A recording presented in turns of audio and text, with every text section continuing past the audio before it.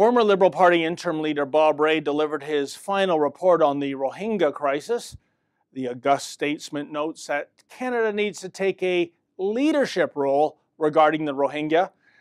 Translation, get out your wallets, folks. We need to embrace another Muslim victimhood cause.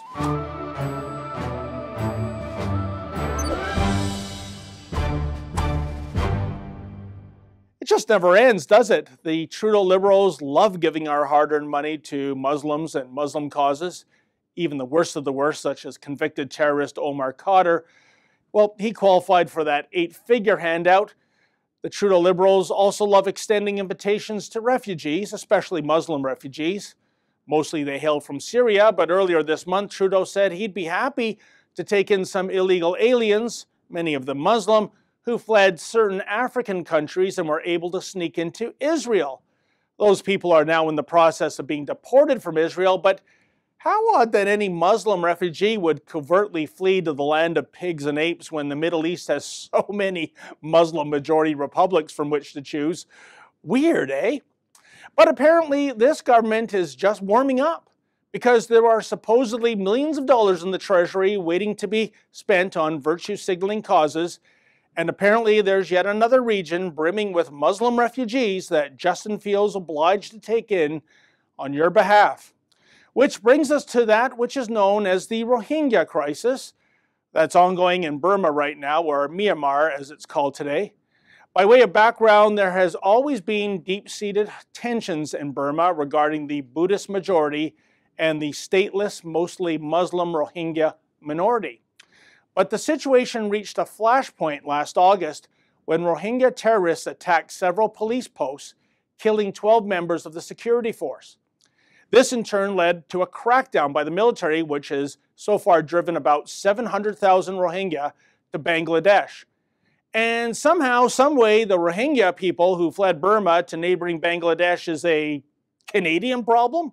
Well, Bob Rae says $150 million in aid ought to help set things right. Oh, sure, just put it on the tab, Bob. And folks, think about that as you file your tax returns this month. Look, I'm not heartless. I'm just very skeptical of the narrative coming out of Burma these days.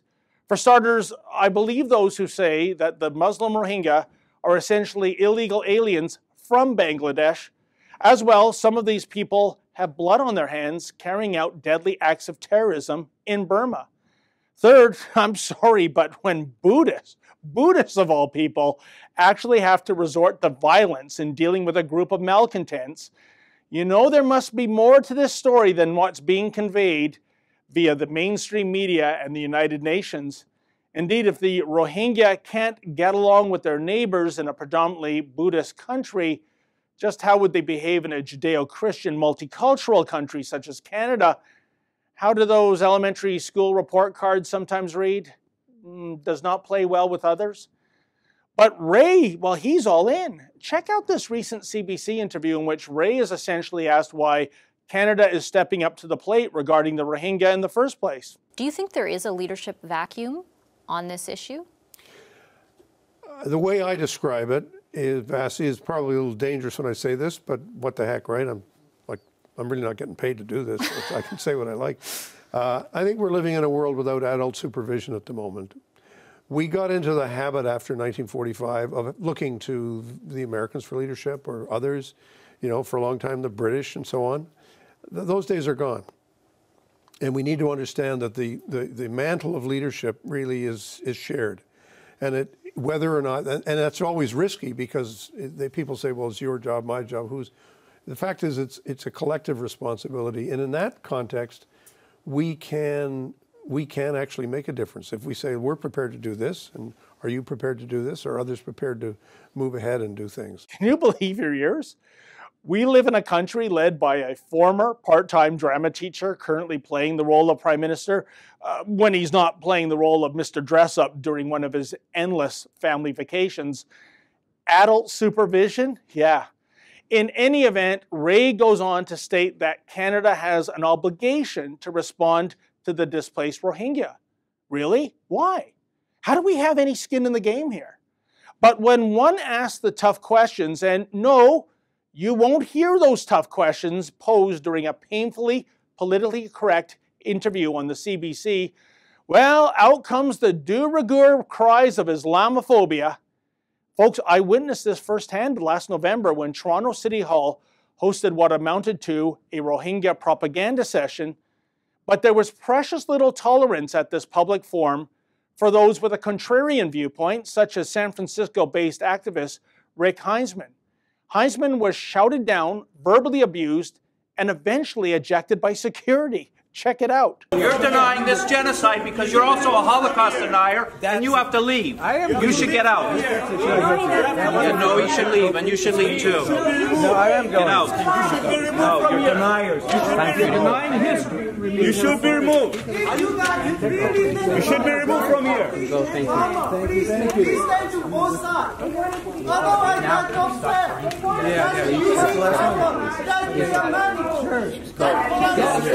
going to ask you the interview right now. We're going to call Islamophobia. Now, I later caught up with Heinzman outside City Hall, and I asked him about the contention, which is rarely reported, that the Muslim minority in Burma are the authors of their own misfortune, given that many allege the Muslim minority started this conflict going back some 75 years ago. Here's what he had to say. In 1942, there's a well-documented massacre called the Mongda Massacre, where they rose up with World War II weapons, killed 30,000 Buddhists in Mongda town alone, sent 100,000 or more into fleeing for their lives by burning 400 plus Buddhist villages. They simply think they have the divine right to kill anybody that is not Muslim. To them, other people are like cutting grass or something. You can just simply do it. We have videotapes from this recent episode from captured terrorists or dead terrorists from their cell phones. We have videotapes of them training, them putting their black hoods on, grabbing their weapons, lining up, ready to march to a Buddhist village to kill everybody. We have videos of kids, probably 5 years old, with big old machetes, smiling and saying, "We want to kill Buddhists, we want to chop the heads off Buddhists, we want to do that." However, even though Rohingya victimhood continues to fuel the narrative when it comes to coverage of Burma today, every so often a story does appear that makes one pause. One such story was published in the New York Times in February, headlined, "The Rohingya Suffer Real Horrors, So Why Are Some of Their Stories Untrue?" And it makes for a fascinating tale published in a newspaper that can hardly be labeled as right of center. Here's how reporter Hannah Beach begins her story. Quote, "The four young sisters sat in a huddle, together but alone. Their accounts were dramatic. Their mother had died when their home was burned by soldiers in Rakhine State in western Myanmar.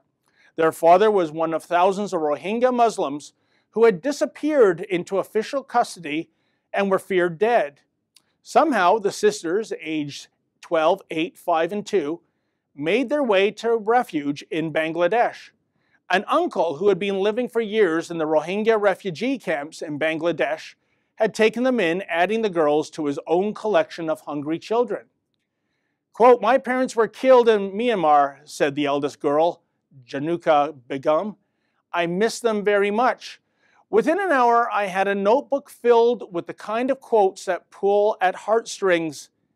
Little of it was true." Indeed, Beach goes on to note that after 3 days of reporting, the truth slowly begins to emerge, and that truth is unsettling. For example, Soyud Hussain, the supposed uncle who had taken those girls in, well, turns out he's actually their father, and he has 3 wives, 2 in Bangladesh and 1 in Myanmar. Hussain goes on to lament that his troubles began when he was briefly back in Myanmar and saw a 12-year-old girl with fair skin and delicate features. Said Mr. Hussain, "She was so beautiful. I needed to marry her." Well, Beach continues, "Child marriage is distressingly common among the Rohingya, and soon Mr. Hussain began shuttling among his 3 wives. Not every wife knew about the other, but Mr. Hussain didn't think 3 wives were too many. His own father, he said, had 6 wives and 42 children." Now, folks, even more disturbingly, Hussain admits to Beach that he's having a rough time managing all his wives and all his children, so much so that he confesses to beating one of his wives. And shockingly, he boasts that he plans to further beat her in the future. It's a coping mechanism for him, I suppose. So let's take some inventory, shall we? Child brides, pedophilia, polygamy, spousal abuse.